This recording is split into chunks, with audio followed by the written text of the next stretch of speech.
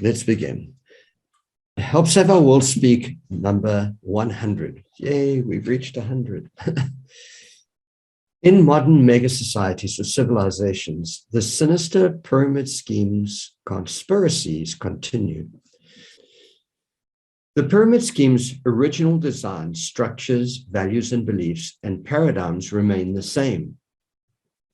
The pyramids of power are more pervasive, and their effects are now existential threats. It's gone from just being a small issue to being bigger and bigger and bigger to the point where we literally are killing ourselves and our world. Their harmful and destructive principles now affect our whole natural world and all aspects of citizens' lives. Where initially individual people had freedom of thought and behavior and self-empowerment and creativity, individuals' personal choices are being made for them now, forcing them to exist in a system not of their choosing, instead of living a life of their creation. Humanity is progressing towards total disempowerment and enslavement to the autocratic, macro-monolithic pyramids of power. These monopolistic pyramid schemes, civilizations, empires, religions, are expressions of greed, selfishness, ego, cruelty, and violence. The pyramid paradigms, values, and beliefs, methods, and systems have not changed. In this sense, we have not progressed. We're always told that, we've progressed so far into the future and we cannot go back to living in nature. No, we haven't progressed. We've regressed. We are instead experiencing ecological collapse with the unsustainable weight of this plundering system, which is not an advancement. The uncivilized enslavement agenda has not changed. Many people work harder, longer hours, and multiple jobs to survive. They are becoming increasingly stressed out, desperate, and enslaved to the system. The more gradual oppression and violence are harder to detect because they play themselves out more slowly, so as not, of course, to waken up the sleeping majority and cause revolutions. That would be a big mistake for the rich. Although those in power are constantly taking more than they give, they are continuously taking just enough to get away with it. They play it out just to the level of human tolerance. People subjected to these monopolistic systems are slowly boiled frogs, as in the analogy I used at the beginning of this sustainability section. There are many examples of these gradually imposed sinister forms of violence and oppression. For example, poorly paid jobs with minimum or less than minimum hourly wages on enforced wage slavery. Do you want to interject, or shall I carry on? I said, no, I'm good to listen. So you can just run it for a while. And then at some point when you have a major thought stop, okay. But it's triggering a lot of comments and agreement. Yeah. Cool.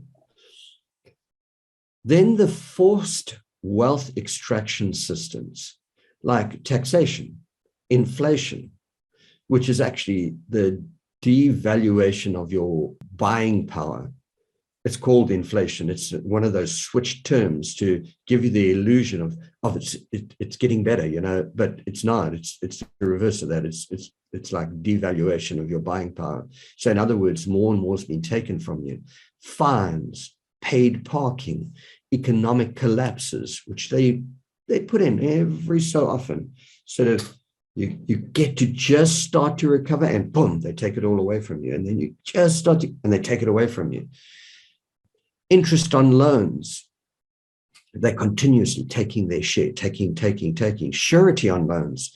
Farmers have lost huge amounts of land and everything, like needing to buy seeds and fertilizers and whatever to plant their fields, and they put up their property as surety. And their crop fails and bam, they lose it all.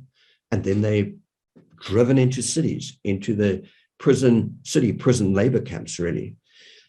And steadily decreasing currency values. They do this through trading on the stock exchanges and artificially valuing different currencies relative to one another. So the Rand now is down to it's somewhere around 14, 15 to 1, but it's been as low as 18 to 1.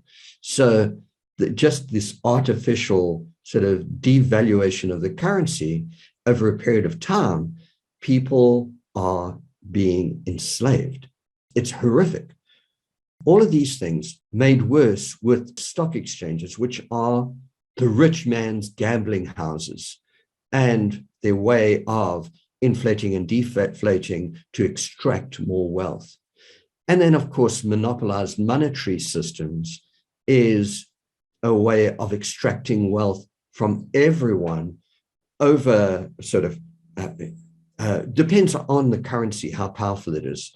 For example, the US dollar can be used almost anywhere in the world. And so therefore its extraction ability and the fact that it's the dominant petrodollar is just this huge, immense amount of centralized monopolistic ability of the Bank of International Settlements, and then all the way down to the banking systems that are based on those dominant currencies. So the more monopolized the currency is, the worse the extraction to the planet and to humanity as a whole. These societal systems are continuously sucking all of the energy out of humanity, out of life, by chopping down trees, whatever. They literally are killing life and extracting it in terms of commodities and goods and services and money. They're stealing the energy and power out of individuals and families, killing nature and all life around us, chopping down trees to make tables and chairs for these huge condominiums in these huge cities. Just more and more people moving into unsustainable situations and needing furniture. And what that's doing is creating products for money, and that money is always sending a percentage of it to the top of the pyramid, whether it be taxation, interest on loans, or whatever. There's always a system that the rich get more and more and more, and we get poorer and poorer and more enslaved in the cities. In many ways, the scales are tipped towards the rich and enforced with force, power, laws, jails, prisons, market entrance barriers, trademarks like copyrights and trademarks are all ways in which, say, for example, Disney has their characters and their logos, and nobody else can print that on a T-shirt and sell the T-shirt in a market or something, because Disney has people policing the markets around the world. It's crazy. So the poor can't just get a few dollars to survive. The pyramid scheme monopolies are designed to constantly send wealth to the top of the pyramids. That is the basic principle. You go and you get, you bring in, you give us some. It's like the original design. They are built upon unsustainable values and beliefs. We have discussed these destructive values and beliefs quite extensively throughout these teachings. To clarify, they are the thought foundations on which these pyramid schemes stand, like absolutism. It's like absolute centralization of power, one God, absolute beginnings and ends, In the beginning there was, and in the end, in a flowing energy connected universe, there are no absolute beginnings and ends. It's just a mental construct to ensure the person who represents God on earth has the has the power over all of the people that follow them. So absolutism, duality, black and white, heaven and hell, good and evil. And then materialism, the construct that everything was created once and we live in a material world and it's made of mass. When you get down to the subatomic realm, that's not true. That's why Newtonian physics breaks down at that point, because everything is vibrations and energy and motion and flow. And so the concept of materialism and a concept that creation happened once is absolute nonsense. I mean, right now we are creating this.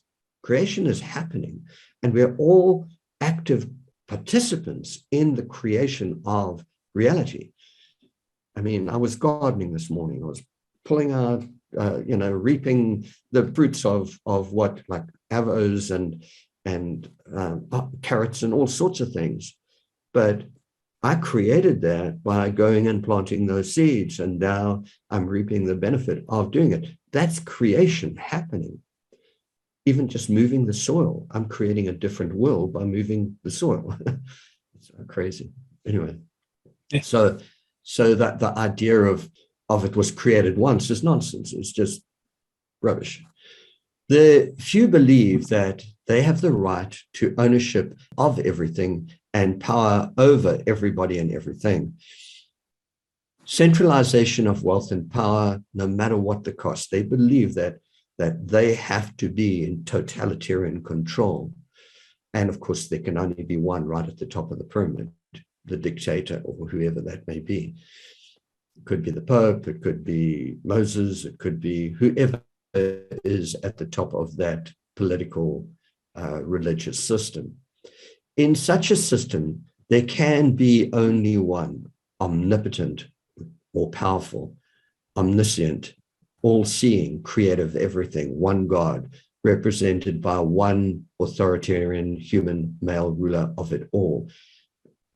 That's a whole centralization of power. It's like anything for that pyramid to keep on sending wealth to the elite few at the top. One world government is their ultimate goal. One pyramid of power owning everything and controlling everything, the absolute centralization of wealth and power and control of a totalitarian autocracy. All pyramids have, at this stage, have been monopolized by one mega pyramid. I can carry on with these values and beliefs, but if you want to interject or say anything. Sure, yeah, just to make it relevant in my life, not that it wasn't. Post-COVID, when everybody, well, not everybody, but majority of people stopped working, income became less and less, ability to be mobile and interact. Breaking up. I'm breaking down. Sorry, Kurt, you're breaking up. I can't hear a word you say. So anyway, coming out of COVID, the economy stopped, basically. Commerce, for the most part, stopped. Many people lost their jobs. Many people lost their homes. Many people lost their lives. So as we're starting to get back into it, and obviously a lot of savings were spent trying to exist during the non-revenue producing COVID time. So people are coming back into the workforce, basically with not a lot of money left, if anything, maybe a new lifestyle out of their car, rentals, bankruptcies, foreclosures in houses, etc. So a major hit on the country and the economy. Again, I can only speak for the U.S. Knowledgeably. And then as we get back into it, we see all kinds of other more societal disturbances.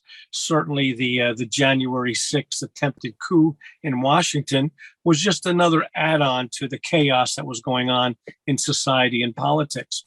And then as we've seen in the past 6 or 7 months, the price of everything having shot up amazingly, gasoline and fuel, and it will eventually come, of course, to heating fuel as we get closer to our winter months over here.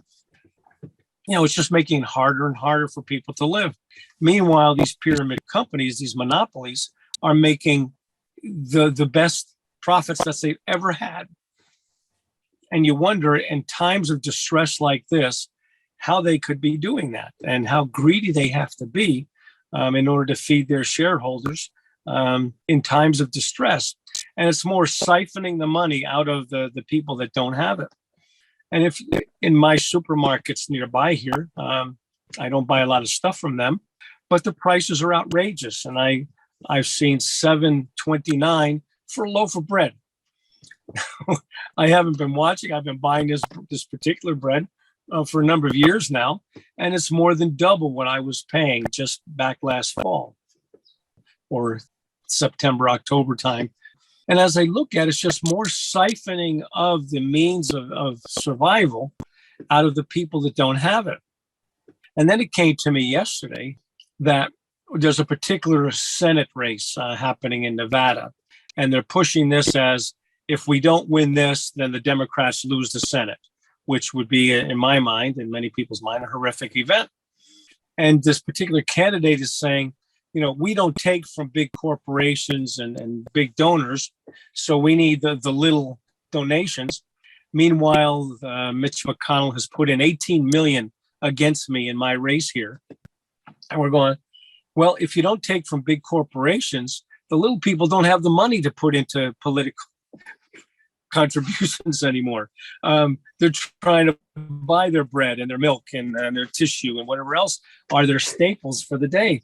And they can't drive around, and that they don't have time to donate to you because they're trying to survive with whatever they can to make a few dollars here and there. And I just see it as that squeeze of, there are no more means of being able to support a project, a politician, a candidate, or even a program that we feel is deeply inspiring. Just the past couple of days, the Supreme Court said, no, the EPA no longer has any teeth in being able to implement their plans or their, I guess, their restrictions on, that's the word I was looking for, on companies being able to pollute. Now, this has been, in my mind, in my lifetime, certainly the past 40 or 50 years since the EPA has been around, has been a very critical aspect of maintaining some kind of environmentalism. Whether that's true or not, or whether EPA was just a figurehead, I don't know. So what do people have now? What tools do we have in order to combat, wanton pollution? Global warming, obviously, is a major concern of ours. And now we don't even have the organization that was our figurehead and had some teeth in the matter. And it's just, and of course, then there's the abortion thing, there's the whole gun carry rights thing. All of these are just churning up and taking away rights of people and safeties of people, which my mind is what a government is about, right? Protect its people, doing exactly the opposite in order to make its people even more subservient. And then, of course, you mentioned then the inflation, which we know is fairly high right now, making whatever money people have even less valuable than it was just a few months ago. So you talk about the frog in the boiling pot of water. Yeah, they just cranked it up full time. This is no longer at low boil. This is getting way above medium, and it's going to get to a really high level. And we're coming to a really hot summer, and we know that people are not going to be happy, and there are going to be protests. And we also know that the government is prepared to fight a lot of protests, having accumulated incredible amounts of weaponry from the government when it gave it away because they were no longer using it, and the local police enforcement agencies have taken it on. Now, that may or may not be the case, but you can just see that this is becoming a critical mass of problems, all directed at the common folk. It's not at the people who have huge amounts of money that can survive anything, anywhere, and go anywhere in the world that they want. So I think your comments and your proposal there was exactly on, and it's happening a lot faster than people realize. We're just seeing the degradation of any kind of tolerance and respect, which is a big part of what civilization requires. And it's just becoming more and more authoritarian and giving more and more power to the power structure that already has more than it ever needed. So that's my point, but I just wanted to agree with you on what you were saying there. Yeah, what you're saying, you're just like bringing all these things home to me. It's the actual abuses of power, the lack of tolerance for freedom of speech, basic human rights. I get into that anyway, so let me carry on. But like just having lived there, I feel you. I like, oh my gosh, it's like in every way. I Yeah. agree with you. It's not a surprise, building as the- we've seen with the political parties and the nonsense they've been doing the past number of years. Actually, this century, it's been horrendous. Even if you like the candidate, they couldn't get anything done. So this has been a very slow boil for us, as to use that analogy. And it's here, and we're getting cooked. Yeah, and I think that comment about they've reached the stage where they actually don't care whether you protest or whatever. They have their systems in place, well-oiled systems of media propaganda, demonizing the protesters. They have it so well-oiled that the general population believe that the protesters are the evil, bad people, when in actual fact, they're just people trying to survive in an absolutely out of control, monopolistic, insane system. And they're demonized. They are made out to be the bad people. And then the police have many, many different methods. They go and they put rocks along the road where there aren't any spare rocks lying around the streets or wherever. They go and they put them there. And then they will go into a crowd of protesters, and the police in plain clothes will start throwing rocks. Yep. And then break windows and everything and film that and demonize the protesters as being rioters and so on. But they have these, what do they call them? These instigators, yes, but they call something provocateurs. Yeah, agent provocateurs. Yeah. Agent provocateurs. Yeah. And that's what they go and do. And they pay people to do things that are unsanitary or whatever. Like friends of mine had tents and everything up in Fort Lauderdale, and they were protesting outside the government building. Yeah. And then some female hobo comes across the street and poops right there on the sidewalk where the people have their tents. Yeah. No person would do that unless they were paid to do that, you know, that sort of thing. And then, of course, these protesters live in like unsanitarily out. They poop all over our sidewalks, and they go and they film that, the excretion on the pavement. And it's like, and it had nothing to do with the protesters. It was just some person that had been paid off to go and do that, you know. Yeah. And and so they have all of the so they have their excuses for perpetrating violence and counter propaganda against the people who are actually protesting legitimately. By law, we have that basic human right to freedom of speech, and protesting like that is an expression of freedom of speech, and it's denied by lies and deception by those in power. You know, I've been through it all. Yeah, I really have. So yeah. So let's carry on with these things where we left off. The people are enslaved to those in power through fear and blindly believing in the values and beliefs of the system. If you don't question, you'll never know. Xenophobia, fear and hatred of people from other countries, like the whole thing in America, it's illegal aliens. That's xenophobia. It's like, or aliens, you know, people coming from some other nobody's an alien on this planet. We are all humans, like we are all part of this one ecosystem. We're not aliens, you know. It's not like we came from outer space and we are, you know, biologically that extremely different. We're humans. We all come from the same original mothers in Africa and spread around the world, and the different environmental circumstances lead to us becoming different skin tones and so on. But now in this country, because they need to maintain the imbalance of power, certain people are demonized and dehumanized and considered evil and bad, and in media. And of course, if they can divide and rule us, then of course they're winning, those in power. So they use all of these things. Then like elitism, like those people over there are evil. We're special, like we're the chosen ones. Hatred of others, divide and rule, divide and conquer, patriotism.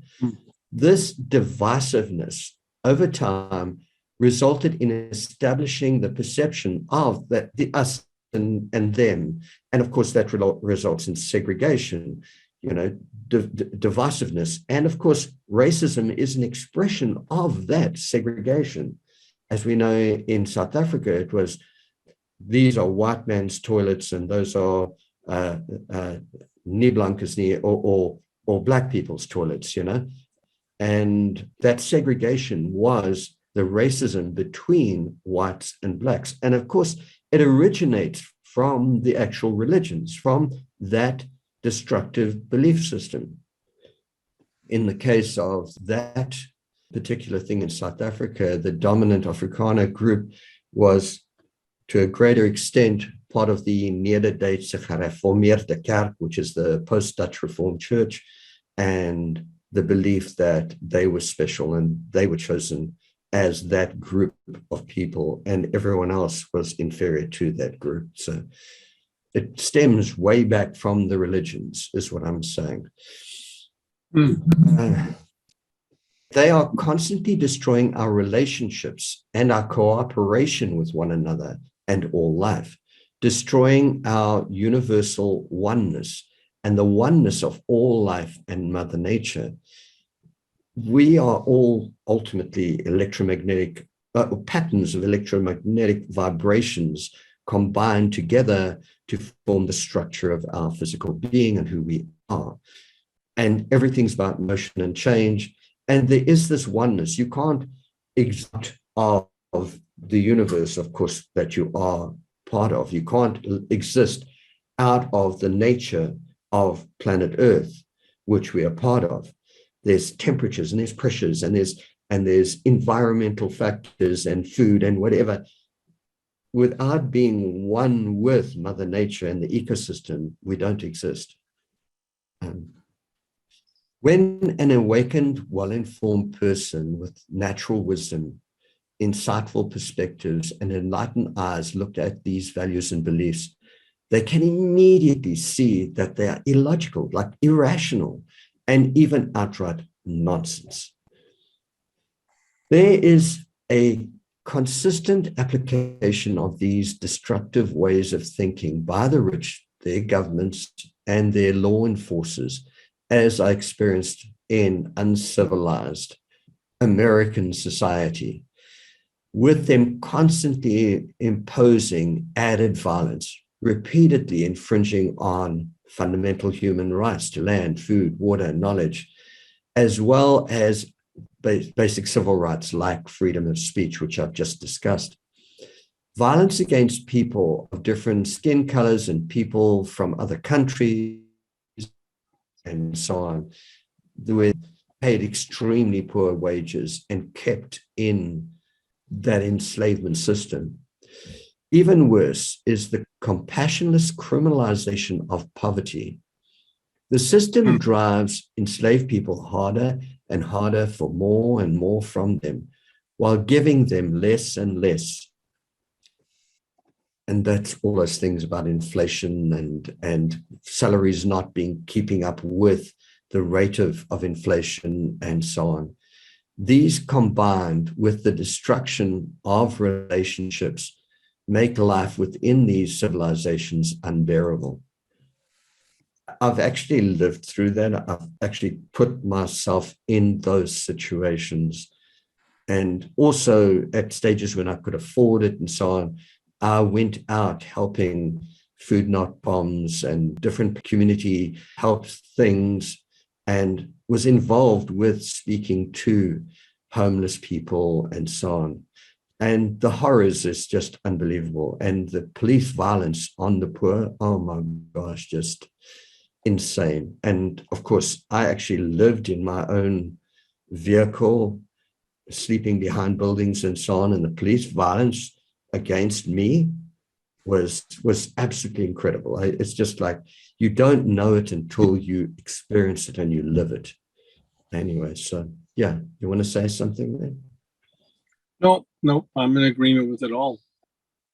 Well, yeah, and that's partially the reason why I'm here. Is like I eventually reached stress levels that I couldn't handle anymore, and I'm just like I opted out. I'm like I can't do that. So historically, you can see the disruption of human relationships from tribes and extended families, like mother and father and grandpa and the whole family in the family tree, which is an extended family, to a nuclear family, which is mom and dad, and then one or two children, and then single parent homes where the father's been taken off to prison or whatever, and the mother has to now work one or two jobs and to educate and to raise their child, and it gets harder and harder.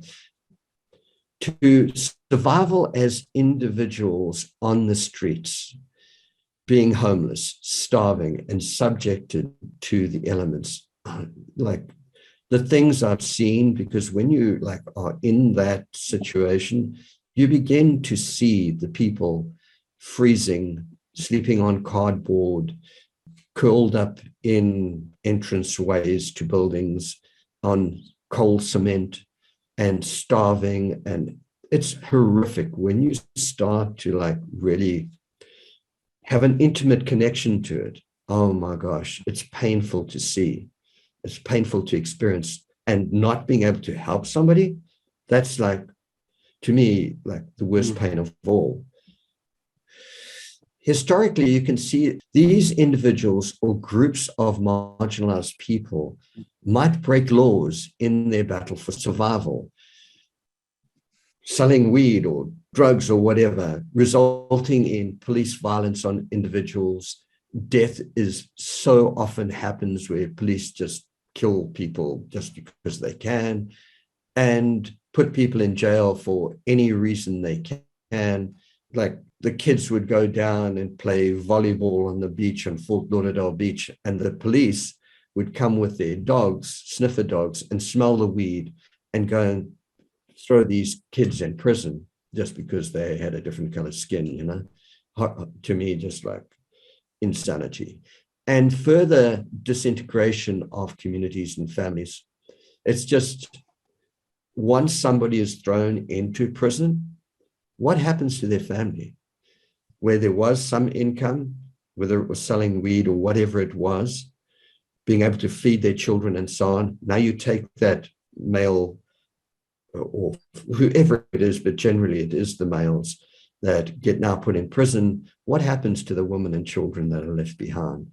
Total destruction of the community and the family, which is essential in a very harsh economic system to just survive. Now you take that person out of that system, they become a liability to the state because now they have to pay for them to exist in prisons when they were an active participant in keeping their family alive in an unhospitable society.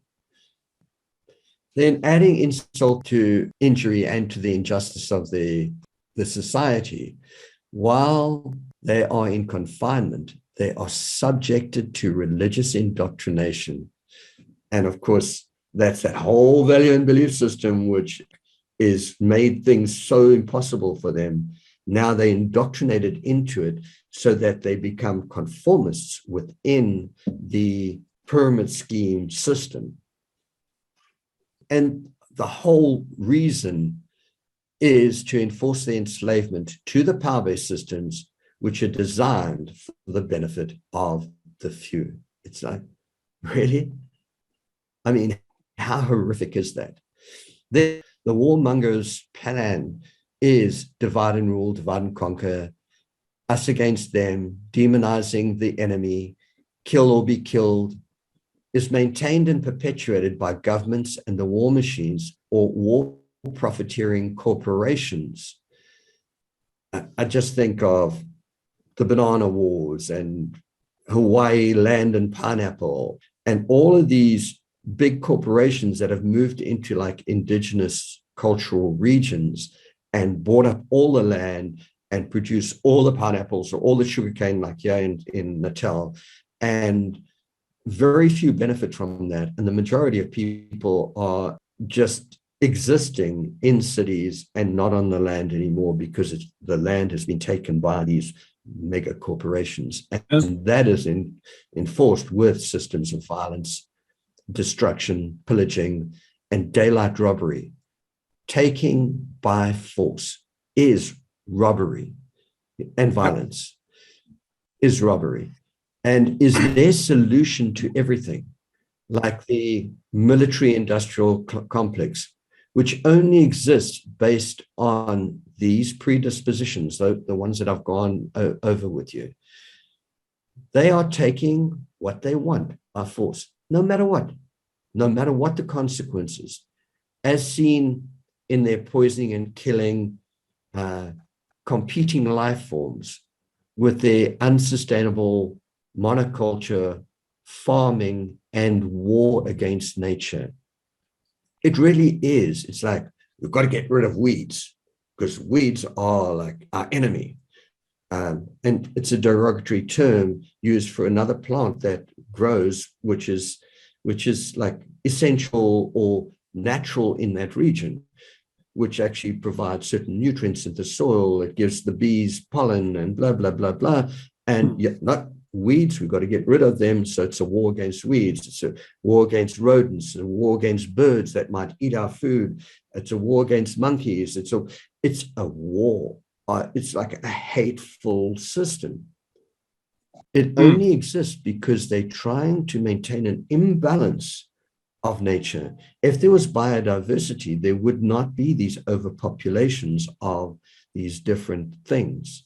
So they use, they're poisoning, using guns and bombs and war machines to get rid of humans and to move them off into the cities, and napalm. And then, of course, the herbicides and pesticides and neonicotinoids to poison and kill all of the weeds and insects and vermin and thieves, because they own it all. How dare these weeds come onto their property and these insects eat their food, and the vermin, rats or whatever it is, eat their fruit. And thieves, how dare somebody come onto their land and take their food, because they own those trees. And they perpetuate these crimes against all life with impunity. Like, I've got a bigger gun, and I've got the war machine behind me, and I've got the governments, and I've got, and I can employ security services and whatever. So don't you dare come touch my stuff. Right. There's no concept of sharing, giving and receiving. They think they know better and that life is a war. They never stop to ask why life is that way or what they're doing wrong, nor do they use sustainable methods to fix the problems by decentralizing and spreading biodiversity. They use force and ignorance instead. They have the mindset towards nature, do it my way or die. No matter the consequences to all life and the planetary life-sustaining systems, these ignorant warmongering methods are causing the death of us all. When do we stop supporting their insanity? Now, today, now. And yeah, at whatever little we can do. But, as you're talking about their powers, and of course, that's what it is. Money is their power. They can shut us down at whatever level they choose to, whether it's on societal level, through false legislation or war, class level, down to the individual. I know what you said today on Facebook, and we're going to shut you down because of that. There's a threat to somebody. So we know, and it's not that you and I haven't known, Dennis. I think most people do when they just open their eyes for a little bit, that this has been going on for so long, certainly all of my lifetime and probably long before that. propaganda is not something new. It got to be really specialized and turned into an amazing technology, probably just after the Second World War, maybe just before it. But we all know that manipulation, whether it's from a government or from a religion or from an ideology, has always been present in the world. And it depends on what gets teeth and what doesn't. And obviously, the mega powers, the corporations, the governments, the pyramid organizations, all have figured out a way to do that at an amazing speed. We're a guy who didn't do much 10 years ago, is now the richest man in the world. And how do they get to amass all of that? Where does that happen? So that they're good at amassing profits and capital that they then just hold and create static so that nobody gets any value out of it, is just an incredible development. And I say that in a negative way, to our civilization. And yet we haven't found the ways to stop that, or if we need to legislate that it can happen, because there are competing ideologies. And, you can't take away that from us, because then you're taking away this from them, and it's not fair. So we don't have our answers. We have our answers. We don't have the answer yet to how to normalize profits and existence and security and food and medical care and shelter and all of that, because basically we don't want to go through the pain it might take in order to get to that point. And it's a sad, because by not going through the pain, we're all going to die, and we're going to die a miserable death rather than a wonderful death, because all of those wonderful things are being taken away and replaced with this nonsensical one world concept of whatever the heck it is. So I guess people are willing to get whatever pleasure and happiness they can, whatever level, and kind of keep their head in the sand about what's really going on around the world and in their community. So unless you live in a walled, isolated, communal, sharing, oh, wait a minute, that sounds like sustainability. It's a tough world to live in these days, and I don't see any relief from it other than our own personal attitude towards allowing at least a freedom of our mind to imagine what can be, and then working towards it at whatever level we can. Actually, I said sustainability. I meant permaculture. Sorry. Well, that was it. Freedom of mind. Freedom of mind to what? I missed it. Freedom of mind to imagine what the world can be, and then continue to work at whatever level we can towards that. Surrender is not an option. Okay, I just want to just say one thing. Exactly. I just want to say one thing, and then we'll call it a day. You brought up an incredible point there of there is no one shoe fits all for every thing that happens. You cannot have the same law for the rich as you do for the poor. And that's what they do, is they generalize. They say, oh, but you can't tax us on our whatever wealth. Yes, well, if you're going to take taxes, we should be taking from you because you have. You can't generalize and say, oh, no, then you have to take the same taxes from everyone. The laws have to be like, that's the lie. One of the biggest lies that you have in America is like, yeah, oh, they're stealing our whatever wealth. And for the small people, we're like, no, that's a terrible thing. How can they do that? But they use that political sort of whatever maneuver to get away with so much of the horrific stuff they do. Sure. And it's not acceptable. Yeah. It doesn't trickle down. I love the fact that you brought that up and put it into the betterment of humanity, unless you call buying a bigger yacht the betterment of humanity. Yeah. Well, never-ending conversation at this point. I'm glad we're having it, Dennis. All right. Thank you so much. Been wonderful. I maybe spoke a bit long, but thank you so much. I really appreciate it. Okay. Thanks. Go well.